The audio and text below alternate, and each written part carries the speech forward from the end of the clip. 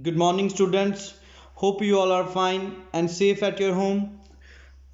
Students, in our previous video sessions, we have discussed about shepherd, herdman, the steel size, town symmetry, noun, southern plain, and communities, where we have farmers and pastoralists, prosperous agriculture, and few gained power were not the natives of the kingdom Mary and the god their deities, the temples for step.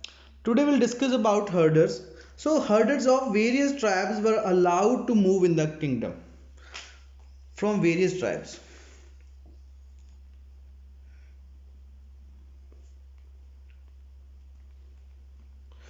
They were allowed to move, but there is nothing like negligence. They were watched by observers.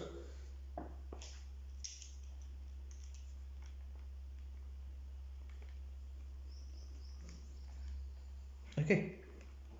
The camps of herders are mentioned frequently in letters between kings and officials. We have evidence from tabs. Okay. In one letter, one officer writes to the king that he has been setting frequent fire signals at night sent by one camp to another, and the suspects that a raid on attack is being planned. So we can see attacks were frequent there.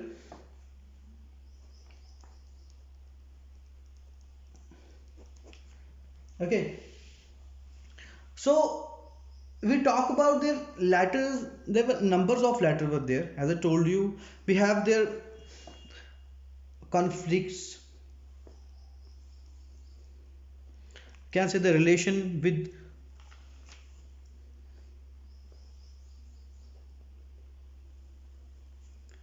king had. Okay. So now we'll talk about trade in Euphrates. So located on the Euphrates in a prime position for trade. It's a prime position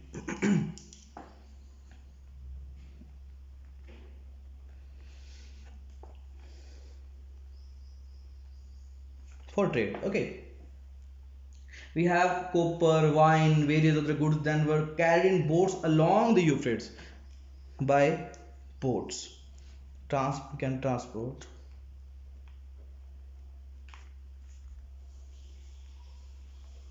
Okay, boats.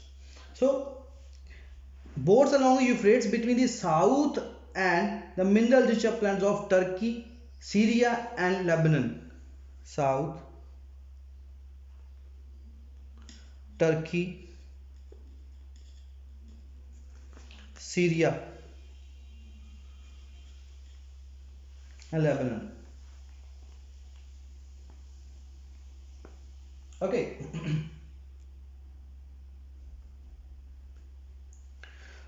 So boats carrying grinding stones, wood, and wine and oil jars, wine,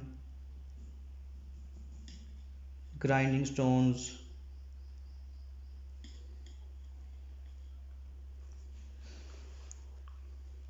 oil jars. Lot of trading is there among these places from the Euphrates through ports. Okay, so this is very simple. So this is from the Mari on their way to the southern cities. You can write from Mari to southern cities. Okay. So now we'll talk about their taxes. So duties. Officer of this town and levy a charge of about 1/10 of the value. So how much tax is there? 1/10.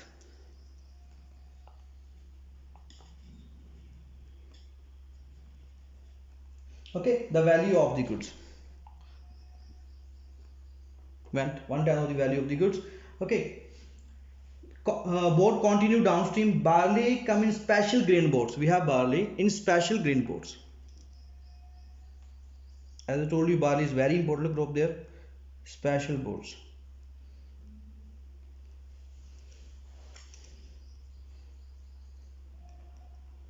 Fine. Most important tablets refer to the copper from Alasia, the island of Cyprus, known as its copper. So Alasia is known for its copper.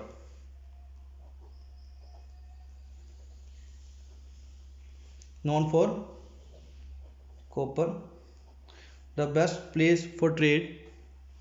Okay. And tin was also an item of trade, as bronze was the main industrial material from tools and weapons. So bronze is the main from tools and weapons, because they need special these kind of things for their army, or we can say their defense. Okay. So cities in Mesopotamian culture. Mesopotamian valued city life in which people of many communities and culture lived side by side. So we can say that mixed culture. Okay. After cities were destroyed in war, they recalled them in poetry, because they have memory, because we can memory in poetry. Okay.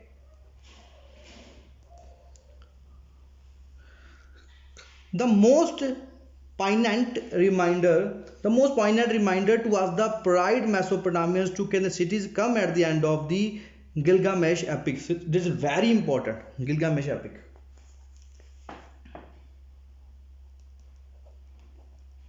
Gilgamesh epic.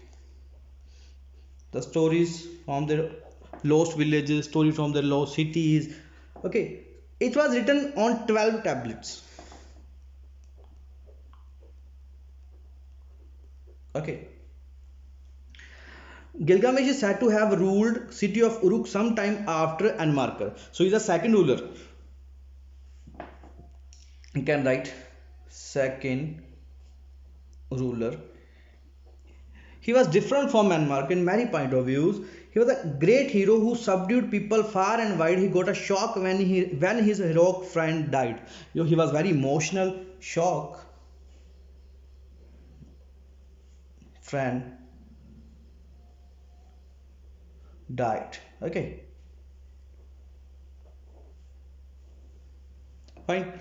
So what he got a shock, as I told you. Then he set out to find a secret of immortality, because देखिए कुछ लोग हमारे बहुत ही close होते हैं. The friend was of him. He very close to him. So he went out for this. He sent out to search of the immortality. He want to be immortal. How to live a immortal life. Okay. So after a heroic attempt, Gilgamesh failed and returned to Uruk. This is not the life of a human, the far behind them. Okay. So he consoled himself by walking along the city wall back and forth. He admired the foundation made of fired bricks and he had put into place. It is the only wall of Uruk that the long tail of heroism and endeavor fizzles out. So it is about the walls of the great, we can write the great walls of Uruk.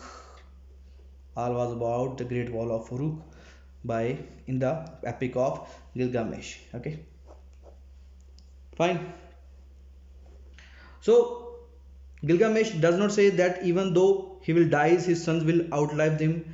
As a tribal hero would have done, he takes consolidation in the city and his people had built. In his memory, people had built many places for him in his memory.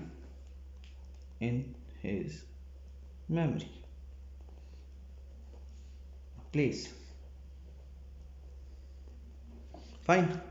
So today we have covered students the topics herders and the day-to-day activities, trading Euphrates. We have discussed about many trade things, like we have wine, we have oil jars, grinding stones. We have locations as well there: South Turkey, Syria, Lebanon, and especially from Mari to southern cities in the form. So officers of this town, taxes for 1/10 of the value. Special crop barley is there. from the trade from Alasia. The copper is also known, and tools and weapons for army and the defense they can say for. So cities in Mesopotamian culture is a mixed culture, okay, and their memories in their poetry. The most poignant reminder was the Gilgamesh epic. We have done he fought for his immortality when he shocked with the death of his friend, and in his memory people built a place in the name Uruk. His place, he was the second ruler. Okay students, tomorrow we'll do after heroic attempt and the legacy of writing. Thank you students, God bless you.